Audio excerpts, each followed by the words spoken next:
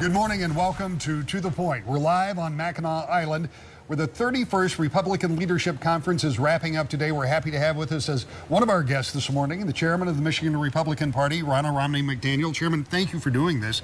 I know that sun's blinding you right now because it's so bright and beautiful out here, but thanks for being here. Wonderful to be here. Glad to be on the island on a pure Michigan day in Mackinac. Yeah, this has really been an exceptional conference because there are more presidential candidates than I recall ever coming in here. You had a good selection. Give me your takeaway. What is this conference really about? What's the value for you as a party? Well, the conference was entitled Michigan Foundation for the Future, and we really wanted to highlight the leadership in Michigan, what we have done to bring our state back from the brink of disaster, which is where we were in the Granholm years. Now, under Governor Snyder and Republican leadership, 14% unemployment has gone to 5%, 400,000 new private sector jobs. And what that means for the average Michigander is life is better. Families are doing good in Michigan. Businesses are coming back. And we wanted to highlight that, and then we brought candidates in as keynote speakers to talk about their leadership in their respective areas and how they can apply that to their bid for the White House. Carly Fiorina was here. She spoke at the dinner last night, as did Senator Rand Paul. Before that, there was Jeb Bush, who was in on Friday. You also had, and I'm going to forget somebody, Ted Cruz was here, and Governor John Kasich. Scott Walker has some airplane problems, some transportation problems, didn't make it. But we talked with Senator Cruz when he was here. Let's listen to that interview, and we'll come back and talk more about this conference. But first, my conversation with Senator Ted Cruz. Senator, you're off of another big debate. You obviously had an opportunity to talk to the American people and your fellow candidates. Tell me how you feel about this process, this big process of all of those candidates right now. Well, I'll tell you, I'm incredibly encouraged. The support we're seeing, the momentum has been phenomenal. You know, in the 48 hours since the last debate, we've raised over $1 million. People all over the country going online to tedcruz.org, contributing, volunteering. The grassroots energy and enthusiasm we have here on the ground in Michigan and all over the country is just incredible. And I think the reason is simple. People recognize our country's in crisis, and they're tired of campaign conservatives, people who talk a good game on the campaign trail but haven't walked the walk. I think they're looking for a consistent conservative, someone who's been the same yesterday, today, and tomorrow. I think that's why we're seeing so much grassroots support. When you come to Michigan and you know that you have a lot of, as you said, the grassroots support, but we see a lot of good ground games in Michigan. Is Michigan more of a player this year, given the fact that you've got Midwestern governors that may take some of the air out of Ohio and Wisconsin? Does Michigan have more of a chance to make a contribution to the selection process? I think the Michigan primary is going to be very important. It's early, and it's going to have an impact. There's a reason why we have a grassroots leadership team in this state that I think is second to none. What we've seen here in Michigan, and we're seeing this all across the country, is the old Reagan coalition coming together. We're seeing conservatives and evangelicals and libertarians. We're seeing young people and Hispanics and women and African Americans and Reagan Democrats all coming together.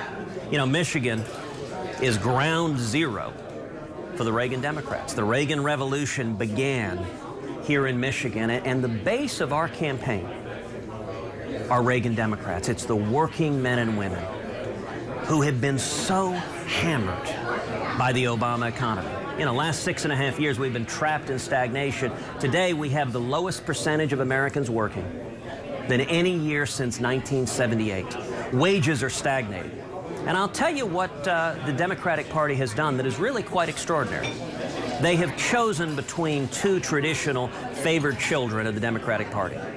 And Democratic politicians, Barack Obama and Hillary Clinton, have chosen to go with the campaign donations of California environmentalist billionaires instead of the jobs of union members.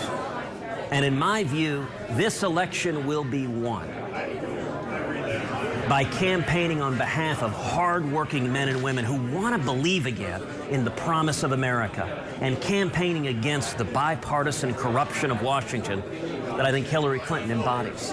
The bipartisan corruption. Talk about that for just a minute, because there is a system in Washington that involves Democrats and Republicans that you don't like very much. That is exactly right. You know, a couple of months ago, I came out with a new book entitled A Time for Truth. And in my book, I talk a great deal about what I call the Washington cartel. The Washington cartel consists of career politicians in both parties who get in bed with lobbyists and special interests, and they grow and grow and grow government. And people are fed up with Washington. You look at the Republican primary right now. The central theme in those debates is who will stand up to Washington. Well, I'll tell you, Rick, I'm thrilled for that to be the central question in the Republican primary, because the natural next question is, okay, who actually has stood up to Washington?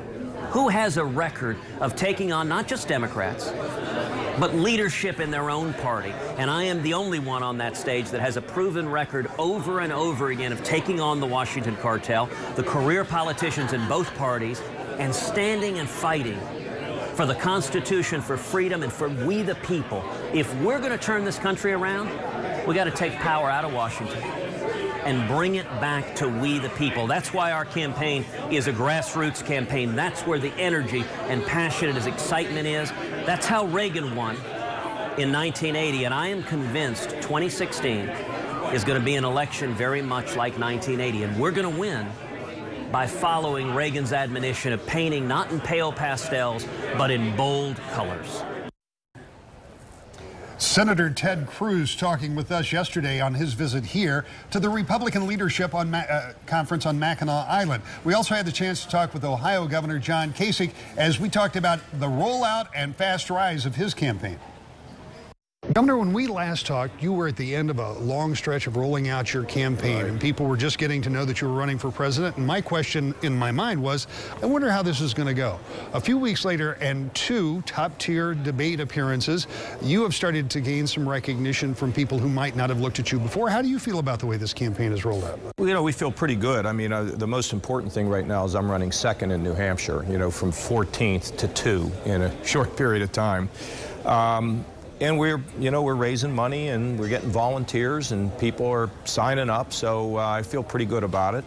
But it's a long road. You know, you have the debates, but debates are only one part of an overall puzzle that you have to put together. And I think we're really doing well. We're rising, and just got to keep going and not make any. I'll probably make a major mistake sooner or later, and. But at this point, I feel pretty good about things. You spoke in Grand Rapids at your rollout about raising everybody up. Yeah. And you mentioned that again in the debate the other night.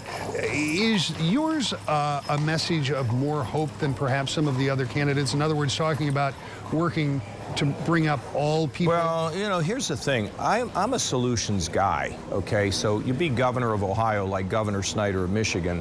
You can have a lot of theories, but you got to know what works. And I believe that economic growth, number one, is the most important thing, and reshaping the government and making sure it's more efficient and more effective.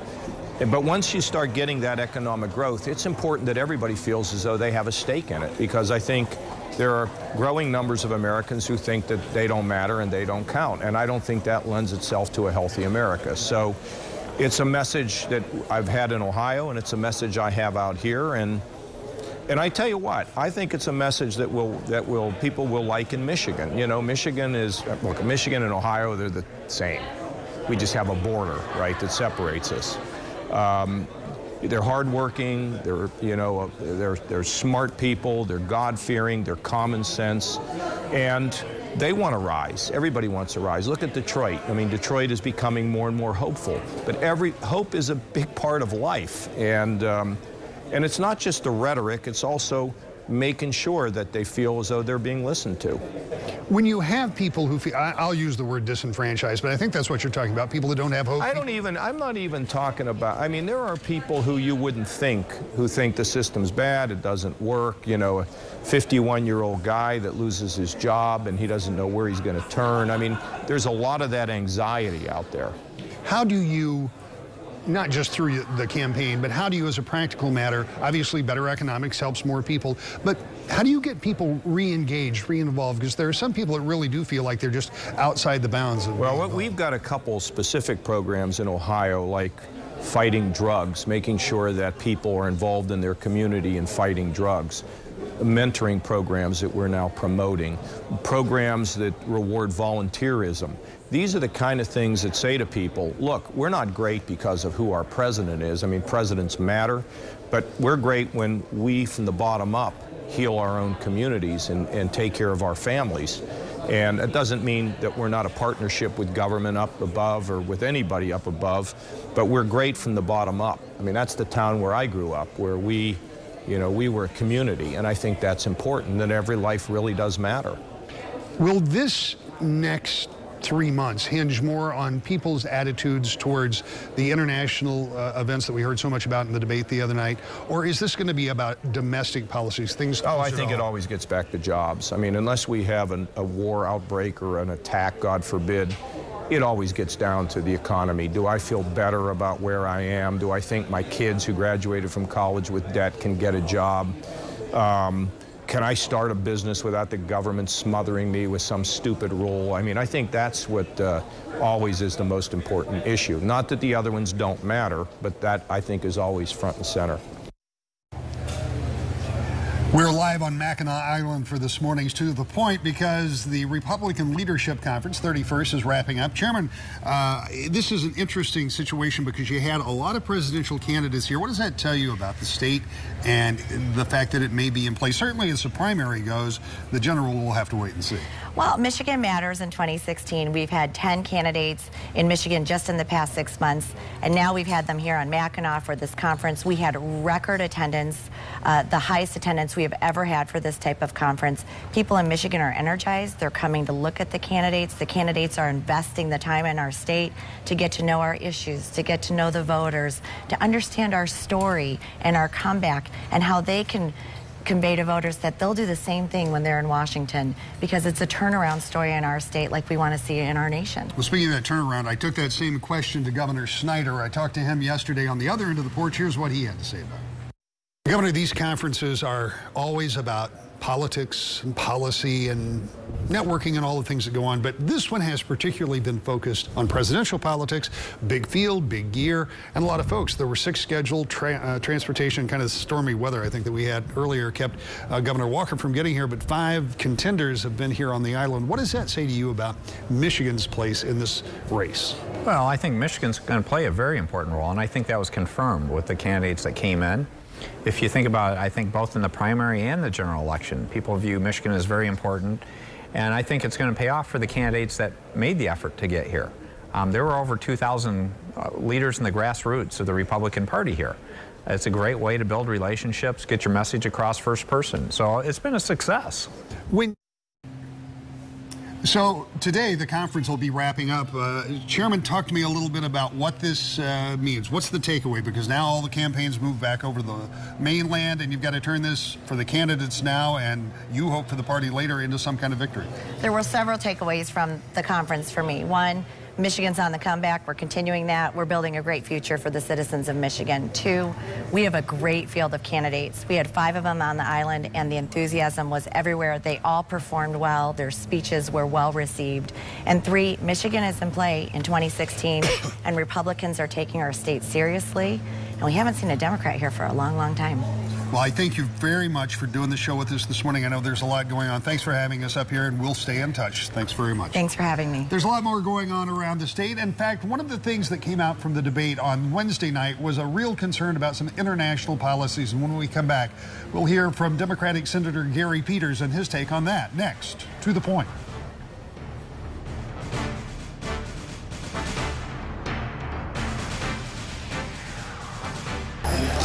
Welcome back to the Point, live from Mackinac Island.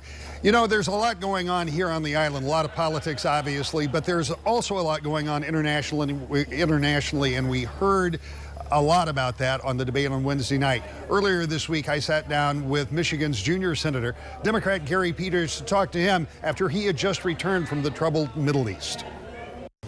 Senator, I want to start with a troubling story out of the Middle East. You just got back, where you were visiting a Syrian refugee camp. 85,000 people in that camp, you think? Yeah. This is a massive problem on a scale that most of us don't understand. Tell me what you saw, and then tell me what you thought as you saw this. Well, there's no question this is a humanitarian crisis of immense scale. So I was in Zatari, which is the largest refugee camp in Jordan. As you mentioned, about 85,000 people. There is another camp, 20,000 or so. A lot of refugees aren't in camps, are kind of spread out around the country as well. But to be in the camp, to walk in there, this is a camp in the middle of the desert, basically. Folks are in manufactured housing, not tents. They've been moved out of that. It's more permanent. But you're in manufactured housing in a very hot climate. The food rations are fairly limited. My understanding is that it's roughly 50 cents a day is what folks get in the camp. There are places where they can purchase some foodstuffs around the camp. They get one propane bottle a month to cook from. And have no hope. I mean, when I talked to a number of folks who were there, some of them had been there over a couple of years and don't see any future. They're there trying to get their kids to school. UNICEF does a nice job of providing educational opportunities for the children, but there really is no hope for folks. In fact, when we were there at the camp, they said they're now starting to see an outflow of folks who are going back to Syria. But to a very uncertain place, and they know they could die. There are barrel bombs and a very dangerous environment, but they just feel this despair of being in camp with no hope, and they said, I'd rather go back and try to do something rather than be here, and which is why you're also having folks go to Europe and are taking great risks to go to Europe. We have to deal with the situation, and there's been a lot of talk about taking refugees into our country, and the Europeans have been doing that, and I think those are important things that we need to talk about. But I think it's also important to know that in talking to the refugees in the camp, they don't want to go to the United States, they don't want to go to Europe. They want to go home. They want to go back to their home in Syria. Well, that raises about 20 different questions, so I'll try to cut it down to a couple. First of all, as we see this problem magnified, as you talked about in Europe and elsewhere where refugees are flowing through in big numbers, what does the international community have to do to deal with people who are legitimately scared, afraid, displaced, that need food and shelter and all of that? And some people that may be involved in those groups, may be infiltrated in those groups that are carrying an ideology into these areas, not just because they're refugees. Well, it's true. So anytime you have any kind of those programs, you have to make sure you're vetting people and screening folks to do it. But, the first part of your question is the international community is stepping up to make sure that basic food resources, basic humanitarian resources are provided to these individuals, I think is absolutely essential. What we learned at Zatari is that a lot of the funding that has been promised is all starting to come to an end in the next month or two. That 50 cents a day ration may not be there. I will say people were very appreciative of the United States of America and the generosity of the American people. It's basically the United States that has funded most of the humanitarian relief. It's unfortunate that the Gulf states in that area have not been stepping up, providing resources. The Europeans haven't been providing resources in Jordan and other places. It's been the American people, and the world community needs to step up to make sure that basic humanitarian relief is provided to these families who are struggling. It's particularly disappointing to hear you say that the Gulf states haven't stepped up, because they are not without resource. In fact, part of our trip, we were in places that have a lot of resources, so they definitely have the ability, the means to do it, and have not stepped up to their responsibilities in their region. This is in their backyard. So the last question on this subject is the last thing you said. These folks don't want to go to Europe. They don't want to go to the United States. They want to go home. Mm-hmm. But home isn't there anymore. I mean, physically it is, but the environment, as you point out, is extraordinarily dangerous, extraordinarily unstable. We've been in the region for over a decade. You and your military service have seen it firsthand. What do we do? Is there anything that we can do to help affect these people being able to be repatriated to a place where they can actually have hope for a real, sustainable life and society? Well, yeah, that's what we have to do, and we have to be focused. That was really a big part of my trip, was meeting with both our military commanders in the field dealing with ISIS. We have, of course, in Syria, you've got two problems there. You've got ISIS and their extremism, and then you have the Assad regime as well, which has a very horrible record when it comes to taking care of their own people. But the main focus of the United States right now has been ISIS, as well as the world community, which I'm happy to say the reports that I I got was that the air campaign has been very successful in at least slowing down ISIS advance and making it more difficult for them to move. But in order to win that, you have to have folks on the ground, and it's not going to be U.S. troops. It's going to have to be in Iraq. It'll have to be the Iraqi forces who, as we all know, they ran when they had an opportunity to step up. They didn't. In talking to the commanders in Baghdad when I was in Iraq, they believe that they have a credible fighting force that is willing to fight, that they're slowly building, that will be able to take back some of that ground. Syria, however, is more problematic. There's efforts to train Syrian free fighters, but the information that I got was not very encouraging that we've been very successful in that range. So this is not going to be something that's going to be easy. It's not something that's going to be quick, but it's something that ultimately, in addition to the military action, you've got to have a political solution. And unfortunately, the recent news of the Russians moving into Syria is only going to complicate things even more. Well, it's a very complicated region. I don't want to take the entire time that we have together to talk about it, but I do want to talk to you about another pivotal issue, which is the Iran deal that Secretary Kerry and the President have been pushing very hard. As we sit here today, it appears that this is pretty much a done deal in terms of the President is going to be able to, if there is some opposition, the President can probably veto that, and you can't override that veto in the Senate. So this policy, at least from this observer standpoint, appears to be something going forward, but it hasn't been without controversy. No, it hasn't, and it is a very complex agreement, and I have supported the agreement in the short run, although I have serious reservations about the long term in the agreement, and it means we're going to have to stay focused. I think there are some short-term benefits to this, and quite frankly, I don't know if we had much of an option. In fact, part of our briefings, and I've had extensive briefings, classified, unclassified, meeting with key negotiators, but we also met with representatives of the P5+1, including Russia and China, the ambassadors from the European countries, who said this is the deal. We're not going back to the negotiating table, so we didn't have really much of a choice.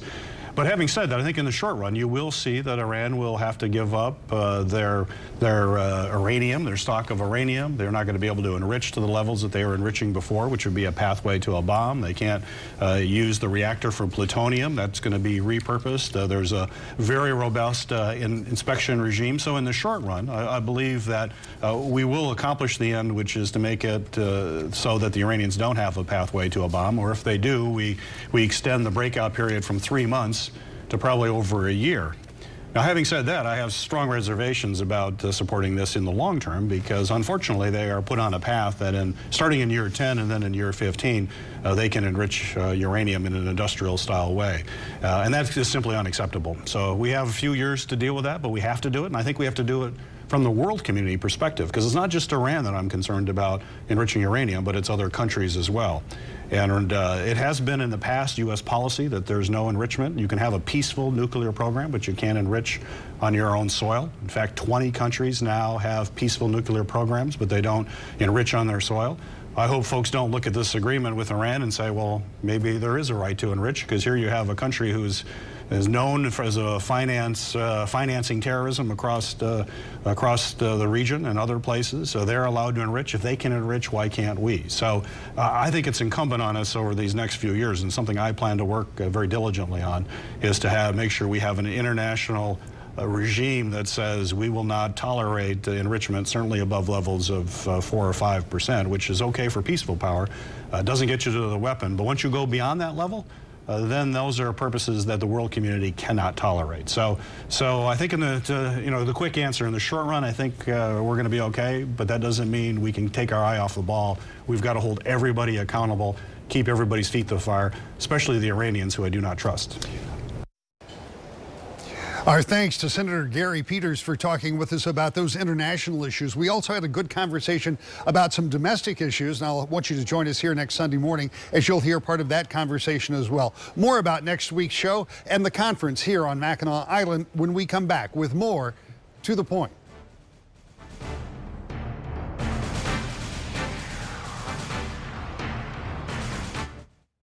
Our thanks to Senator Gary Peters, to Senator Cruz, also to Governor Kasich and Governor Snyder, and a special thanks to Ronna Romney McDaniel for being live with us here this morning from Mackinac Island. The Republican Leadership Conference is now history, but going from this island, we'll continue to follow this very pivotal presidential race. And next week, more of our conversation with Senator Peters, with Governor Snyder, and with former Secretary of Defense Donald Rumsfeld. That all comes up next Sunday morning at 10 o'clock on Wood TV 8 for To the Point.